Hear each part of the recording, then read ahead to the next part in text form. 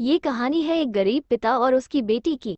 एक बार वो गरीब व्यक्ति अपनी बेटी को उसके स्कूल से लेकर शहर के एक महंगे होटल में पहुंचा। उस व्यक्ति ने फटे पुराने कपड़े पहने हुए थे और उसकी बेटी स्कूल की ड्रेस पहनी हुई थी। जब दोनों होटल के अंदर पहुंचे तो वेटर पूछा, सर आप क्या खाना पसंद करेंगे, आप अपना ऑर्डर बता दीजिए। तब उस व्यक्ति ने कहा कि आप मेरे बेटी के लिए एक प्लेट पाव भाजी लेकर के आ जाइए बस। वेटर ने कहा, सर आप कुछ नहीं लेंगे, आपके लिए भी कुछ लेकर आऊं। तो गरीब व्यक्ति ने कहा, मेरे लिए कुछ नहीं, आज मेरी बेटी के लिए पार्टी है। मैंने इससे वादा किया था कि अगर तुम इस जिले में 10th क्लास में टॉप करोगी तो तुम्हें मैं सबसे महंगे होटल में पार्टी दूंगा, तो आप सिर्फ बच्चे के लिए पाव भाजी ले आइए।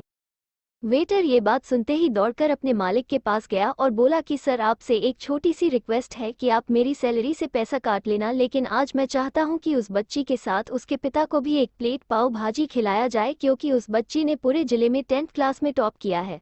वो गरीब पिता है, ज़्यादा पैसे नहीं होंगे, इसलिए कह रहा है सिर्फ बच्ची के लिए ले आओ।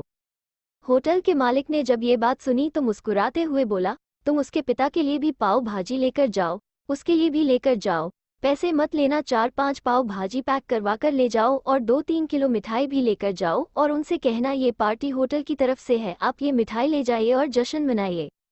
जब वेटर 2 प्लेट पाव भाजी लेकर गया तो वो व्यक्ति चौंक गया और बोला, मैंने तो एक ही मंगाई थी, मेरे पास पैसे नहीं है।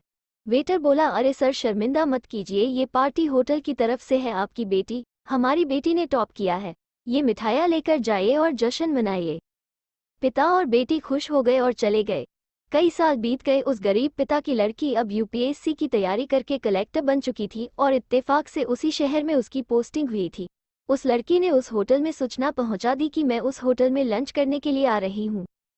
होटल के मालिक ने जब ये सुना तो होटल को पूरी तरह से सजवा दिया। गांव में ये बात पूरी तरह से फैल गई और कस्बे के सभी लोग उन्हें देखने के लिए आने लगे। कलेक्टर अपने पिता के साथ उस होटल में पहुंची। कलेक्टर ने होटल के मालिक से कहा कि शायद आप मुझे पहचाने नहीं, हम वही पिता पुत्री है जो कि हमारे 10th क्लास टॉप करने पर आपने मुझे पार्टी दी थी। हम वही पिता पुत्री है, आज फिर से आए हैं और आज पार्टी हम देंगे आपको, आपके पूरे स्टाफ को और पूरे गांव को, क्योंकि आपने गरीबी का सम्मान किया है।